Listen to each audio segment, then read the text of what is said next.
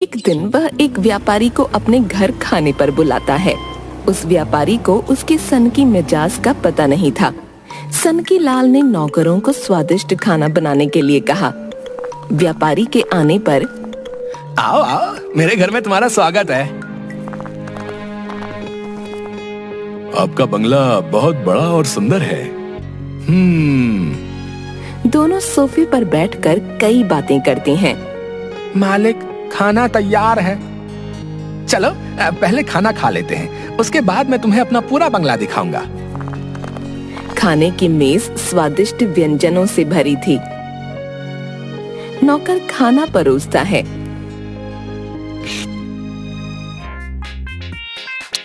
वाह, ये पुलाव तो बहुत स्वादिष्ट है। सनकी लाल जी, आप क्यों नहीं खा रहे? हाँ हाँ, क्यों नहीं। वह एक चम्मच में पुलाव लेकर अपनी नाक के पास ले जाकर आंख बंद करके उसकी खुशबू सूंघकर उसे दूसरी खाली प्लेट में फेंक देता है। वह ऐसा कई बार करता है।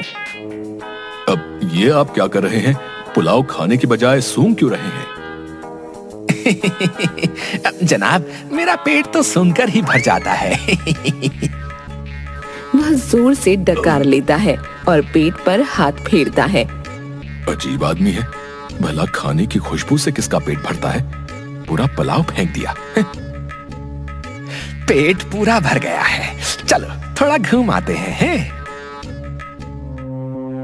वह व्यापारी को अपना बंगला दिखाकर बगीचे में ले जाता है। आहा, मौसम कितना सुहावना हो गया है। तभी अचानक सनकी लाल जोर से चिल्लाता है।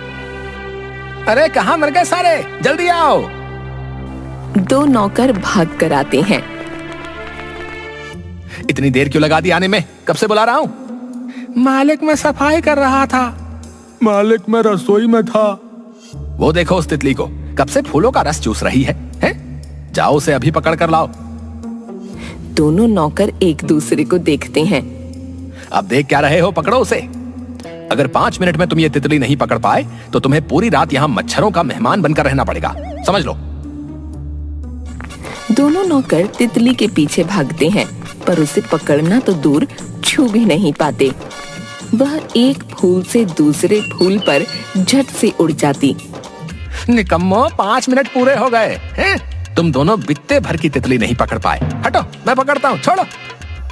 सनकी लाल तितली को पकड़ने उसके पास जाता है तो वह उड़कर दूसरे फूल पर पहुंच जाती है। वह वहां जाता है तो वह फिर उड़ जाती है और इस चक्कर में सनकी लाल फूलों की क्यारियों पर धड़ाम से गिर जाता है। अरे ये क्या हो गया? सनकी लाल जी, आप बहुत अजीब इंसान हैं। कहकर चला जाता है। हाय, बड़ा दर्द है। डॉक्टर उसे एक इंजेक्शन लगाता है तो वह बहुत जोर से चिल्लाता है। हाय, एक तितली ने मेरा क्या हाल कर दिया। हड्डियां अकड़ गई हैं, हाथ पैरों और पीठ पर गर्म कपड़े से सिकाई करवा लीजिए और ये दवाइयां खाइए। दवाई? एक नौकर सनकी लाल की पीठ की सिकाई करता है। अरे धीरे कर, चलाएगा क्या? वह धीरे करने लगता है। इतना धीरे नहीं, थोड़ा तेज। बेचारा नौकर कभी धीरे कभी तेज करने लगा। क्या कर रहे हो? तुमने मेरा दर्द और बढ़ा दिया। आई, जाओ यहाँ से, किसी और को तो भेजो। दूसरा नौकर सिकाई करने लगता है। हाय, पूरा हाथ जला दिया। इस चक्कर में उसके कई नौकर काम छोड़कर चले गए।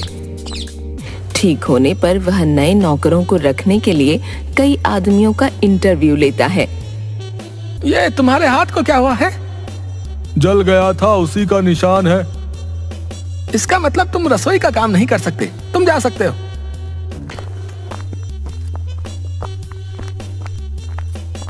मैले कपड़े पहने दूसरा आदमी आता है। तुम अपने दांतों को कैसे साफ करते हो? दंत मंजन से। तुमने अपने कपड़े कब से नहीं धोए?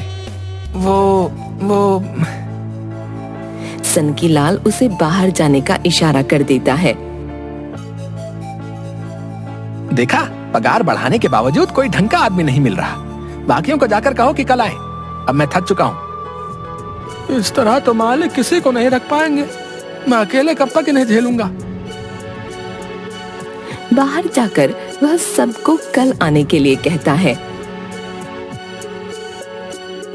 तभी एक पतला दुबला आदमी उसके पास आता है। भाई, मुझे काम की सख्त जरूरत है। बाल बच्चों वाला आदमी हूँ, तुम कुछ मदद कर दो। जब मालिक तुमसे कुछ पूछे कोई जवाब मत देना, चाहे दिन को रात कहे या सूरज को चांद। चुपचाप हाँ में हाँ मिलाते रहना। जवाब देने वालों को वो काम पर नहीं रखते। अगले दिन तुम पहले कहाँ काम करते थे? एक सेठ के यहाँ। तुम अपनी ये चप्पल कब से इस्तेमाल कर रहे हो? आदमी चुप रहता है। तुम दिन में कितनी बार नहाते हो? मुझे गूंगा आदमी नहीं चाहिए, जाओ यहाँ से। मुझे काम की बहुत जरूरत है, आप जो कहेंगे मैं करने के लिए तैयार हूँ। मोती को लेकर आओ। नौकर मोती को लाता है। देखो, आजकल मेरे बंगले की चौकीदारी ये कर रहा है। अगर तुम दौड़ में से हरा दो तो वो काम तुम्हें मिल सकता है। आदमी हैरान होकर देखता रह जाता है। क्या हुआ? जी मैं तैयार हूँ, पर तैयारी के लिए कुछ दिन दीजिए। 10 दिन। 10 दिन बाद मोती और आदमी की दौड़ प्रतियोगिता होती है। ये मरियल सा आदमी चौकीदार तो क्या सब्जी तक नहीं काट सकता। तुम तैयार हो? आदमी हाँ में सिर हिलाता है।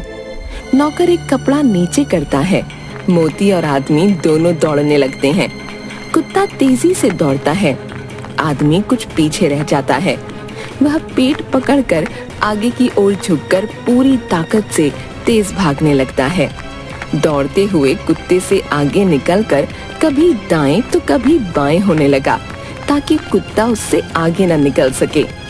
कुत्ते को गुस्सा आ जाता है और वह आदमी के बिल्कुल पास पहुंचकर उसे सूंघने लगता है और फिर जोर से भौंकते हुए उसकी तरफ उछलने लगा। तभी अचानक आदमी अपनी जेब से एक बोटी निकालकर कुत्ते की ओर फेंक देता है।